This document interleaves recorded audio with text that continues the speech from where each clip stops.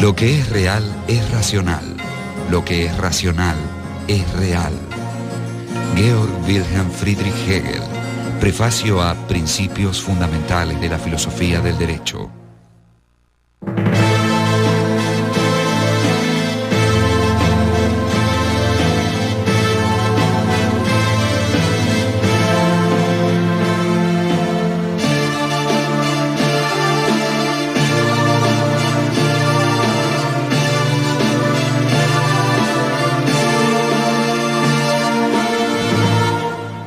Georg Wilhelm Friedrich Hegel. Hegel tenía clara idea de que estamos en un cambio radical de época, que el viejo mundo se desmoronaba y que síntomas como el aburrimiento, la sensación de vacío, incluso cierta liviandad y trivialidad reinantes eran justamente síntomas de que este mundo ya era insostenible, vale decir, el mundo de la modernidad.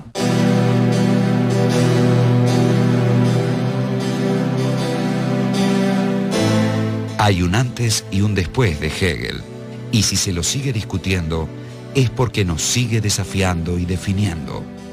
En vida, Hegel publicó 4 libros. En 1807, La Fenomenología del Espíritu. En 1812 a 1816, fue publicando los diversos libros de la ciencia de la lógica. En 1817 la primera edición de la Enciclopedia de Ciencias Filosóficas y en 1821 los Principios de Filosofía del Derecho. Son los libros que él publicó. Luego hay una cantidad de cursos que se publicaron póstumamente, sus alumnos lo hicieron, reuniendo los apuntes de clase, etc. Y son obras también muy importantes. Están fundamentalmente las lecciones de estética, donde, bueno, establece aquella noción de que el arte ya está muerto. Están las lecciones de filosofía de la historia universal, donde habla de la astucia de la razón, y las lecciones de historia de la filosofía, que quizás es una de las primeras historias de la filosofía filosóficas. Se lo ha criticado mucho a Hegel, se lo ha considerado como un reaccionario, porque bueno, él defendía una monarquía constitucional, que para la época era bastante avanzado el asunto. El hecho de que haya habido una derecha y una izquierda hegeliana, es clarísimo que en el pensamiento de él había tanto este elemento dialéctico de conservar la verdad del camino transitado como de revolucionarla en función de otras verdades nuevas y superiores. Entonces, es tanto el elemento, si se quiere, de la conservación como el elemento de la innovación.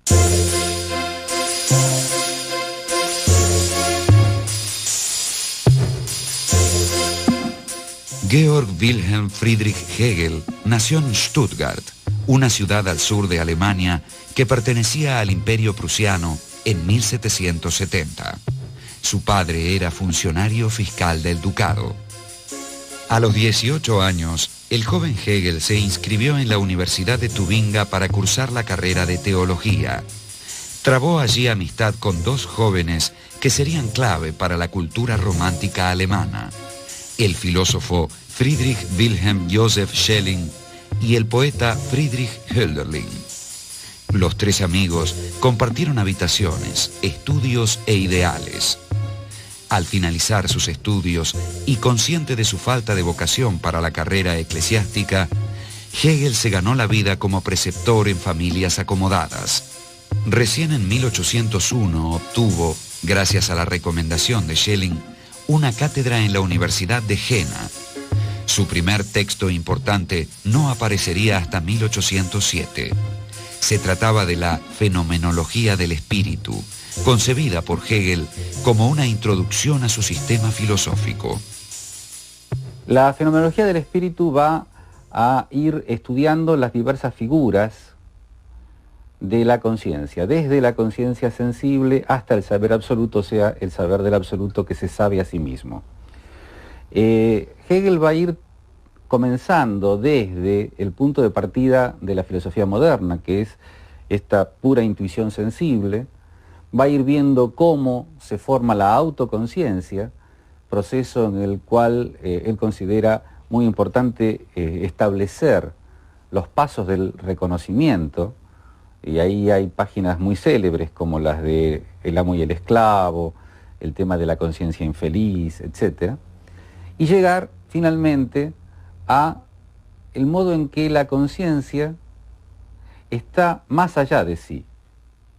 Para Hegel, el individuo y todo, las partes, digamos, finitas, que están en nuestro conocimiento habitual, pertenecen a lo infinito y son manifestaciones de lo absoluto. Son 8 capítulos. El primero, la certeza sensible; el segundo, la percepción; el tercero, el entendimiento; el cuarto, la autoconciencia; el quinto, la razón; el sexto, el espíritu; el séptimo, la religión; y el octavo, el saber absoluto. ¿Qué es todo ese conjunto? Hay muchos criterios. El mismo autor da el criterio para dividir la obra en dos, como para abrirla en dos. A partir de el capítulo 6, tendríamos los capítulos propiamente del espíritu, y los anteriores corresponderían más estrictamente a la conciencia. Lukács, uno de los intérpretes, diríamos, clásicos de la obra, dice que lo que la obra hace es recorrer 3 veces la historia. Empezando por los 5 primeros capítulos, que sería un recorrido centrado en el individuo; el capítulo 6, que expone la historia del mundo tal como la entiende Hegel, sobre todo desde Grecia hasta la Revolución Francesa; y los 2 últimos capítulos, Lukács, que habla lenguaje que deudora a Marx, la superestructura de la historia. La fenomenología del espíritu dibuja las figuras de la conciencia, desde la mera conciencia sensible, pasando por la autoconciencia, hasta llegar al saber absoluto, o sea, a la conciencia de que en el propio pensamiento el absoluto se piensa a sí mismo. Somos, por así decirlo, las neuronas de Dios.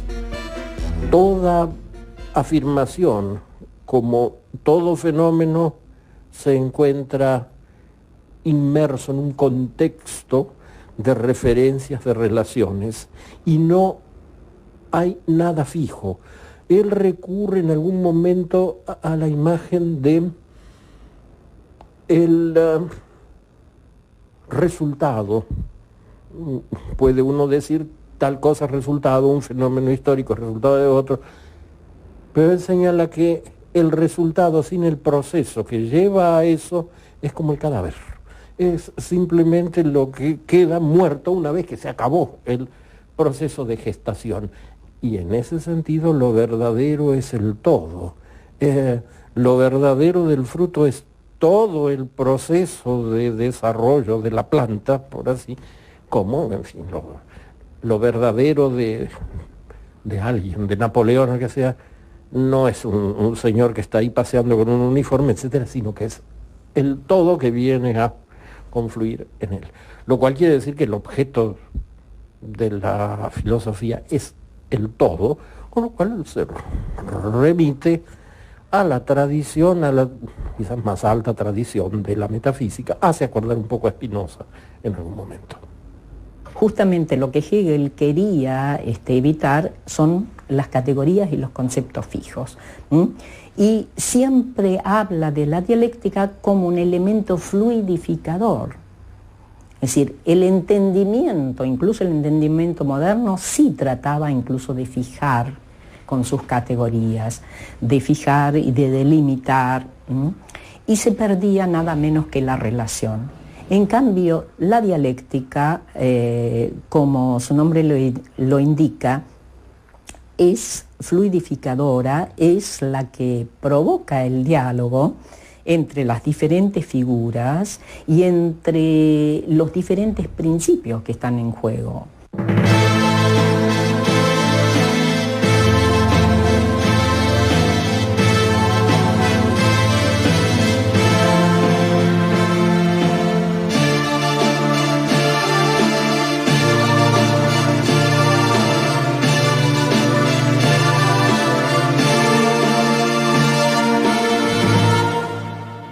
Georg Wilhelm Friedrich Hegel.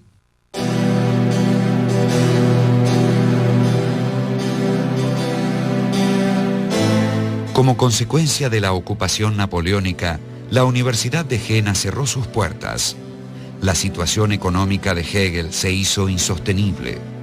Con el apoyo de algunos amigos, editó un periódico en Bamberg, hasta que en 1808 fue nombrado rector del Colegio de Nuremberg, cargo que ocupó durante 8 años.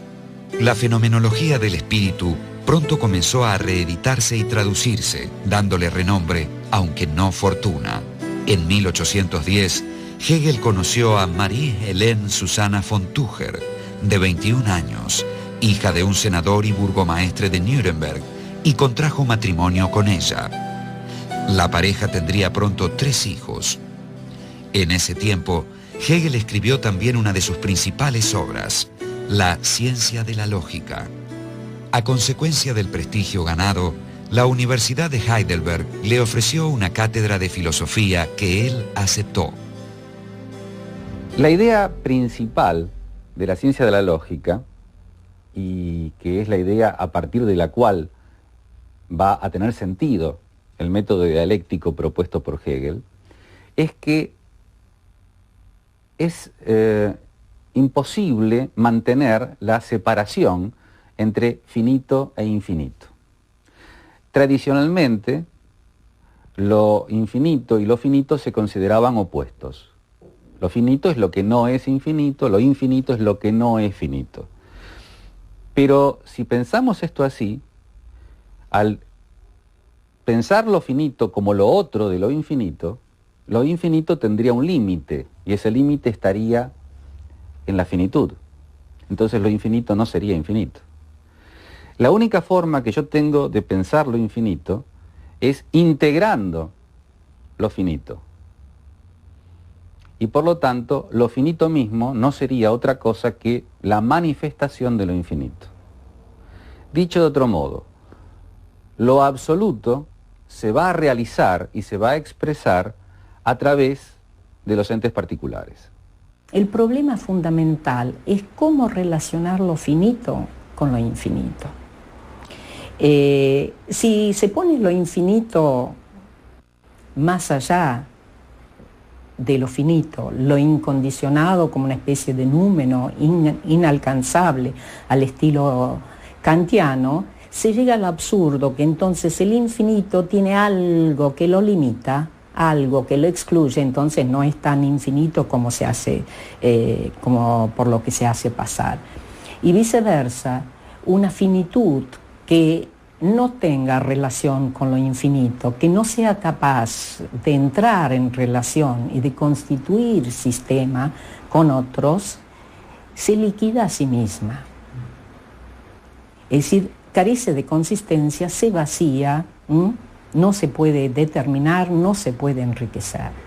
Y entonces, esta es como una problemática fundamental, y es ese diálogo el que la dialéctica en su doble negación realmente quiere establecer.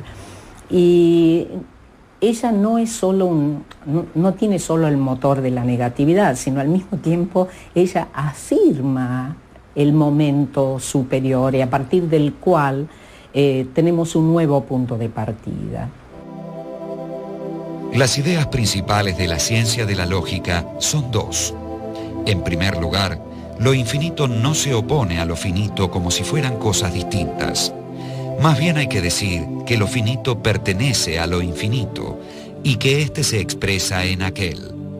En segundo lugar, todas las categorías están íntimamente relacionadas entre sí, y el modo de su relación es lo que Hegel llamó movimiento dialéctico, según el que una afirmación o tesis supone siempre su negación o antítesis, y la diferencia entre ambas resulta superada en una síntesis que a su vez supone su negación, y así sucesivamente. Este proceso no permite al pensamiento detenerse. El movimiento dialéctico opera en la ciencia de la lógica desde el principio al fin. Hegel reacciona contra ese formalismo ese formalismo que les gustaba mucho a los autores de manuales, por ejemplo, del pensamiento marxista, y que usaban la fórmula tesis, antítesis, síntesis como una especie de fórmula sacramental, algo así como los gestos del sacerdote durante la misa o cosas por el estilo. En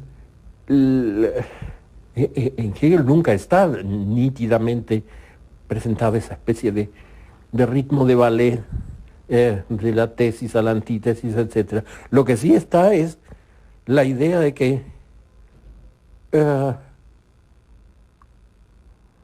todo es en su otro y en la síntesis con lo otro. Como si se dijera, uno no es solamente eso que cree ser o eso que figura declarado en los documentos o algo por el estilo, sino que es su entorno, su historia, su mundo y la forma como eso, que es lo otro respecto de él, viene a integrarlo. Porque la realidad misma es dialéctica y entonces el pensamiento no puede adecuarse a la realidad si no es también dinámico y por lo tanto dialéctico. El problema del entendimiento kantiano, por ejemplo, es que es fijo, trata de establecer, de fijar, y la idea de Hegel es que justamente en ese sentido pierde, digamos, la realidad, porque la realidad es absolutamente fluyente. La ciencia de la lógica comienza donde termina la fenomenología del espíritu y constituye propiamente la primera parte del sistema hegeliano y una de las pocas que desarrolló en detalle.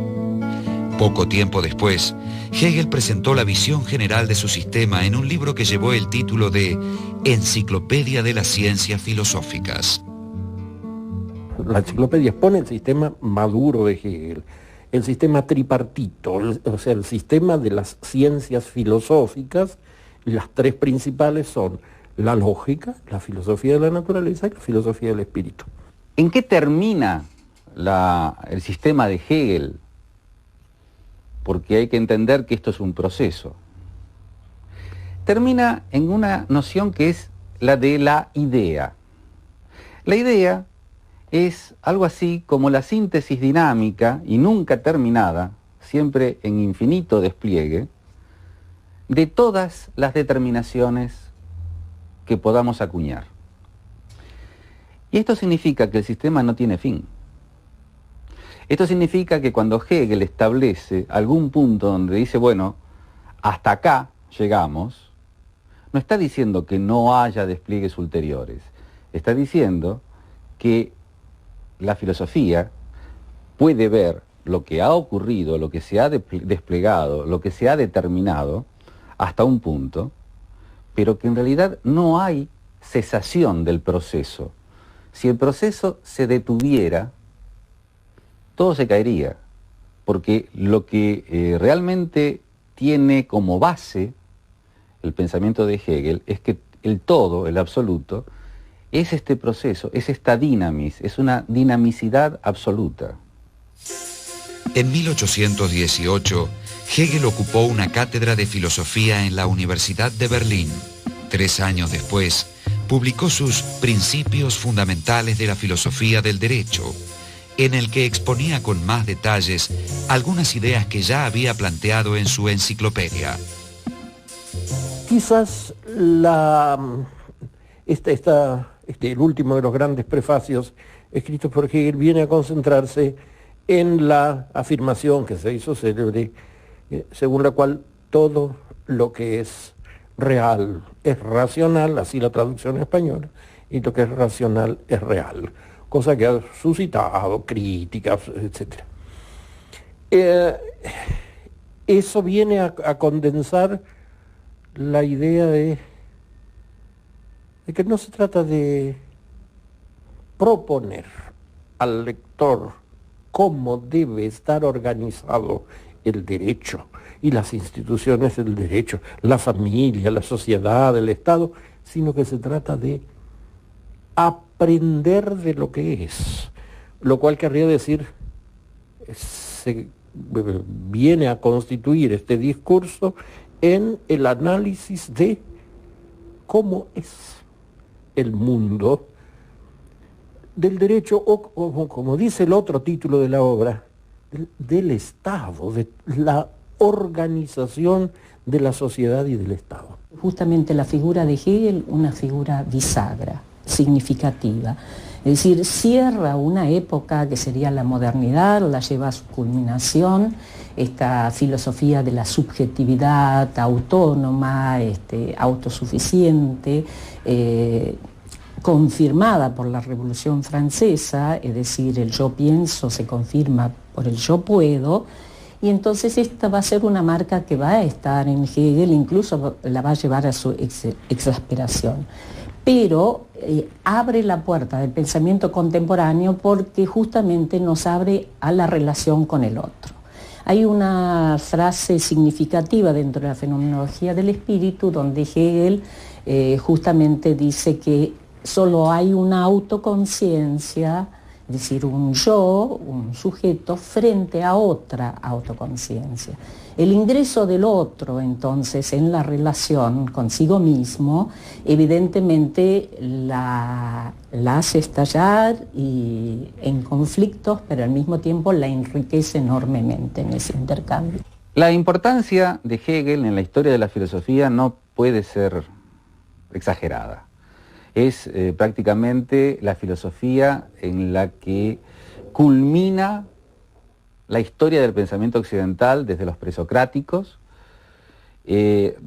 Trata justamente de cobijar a todos los filósofos anteriores como momentos previos de su propio sistema, y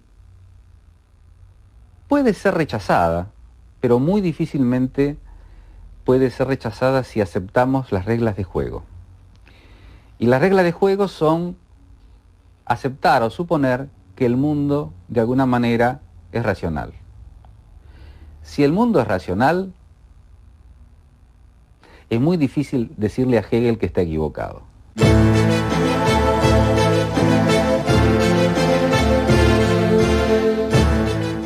Hegel fue nombrado rector de la Universidad de Berlín en 1829. El 14 de noviembre de 1831 murió abruptamente a causa del cólera. Fue sepultado con grandes honras y pronto sus discípulos publicaron los textos de sus clases y cursos sobre historia de la filosofía, filosofía de la historia universal, estética y otros temas. El sentido global de la filosofía hegeliana sigue siendo materia de discusión. Afirmó, por ejemplo, la identidad de la naturaleza humana con la divina, pero esa concepción fue interpretada en diferentes maneras. Para algunos de sus discípulos significó que lo humano era nada menos que divino, para otros que lo divino era nada más que humano. En cuanto a Hegel, él pretendió siempre estar más allá de teísmos y ateísmos, de derechas o izquierdas, de conservadurismo o revolución. Entendía que su filosofía era nada menos que la expresión del absoluto, o sea, un momento del autoconocimiento del todo.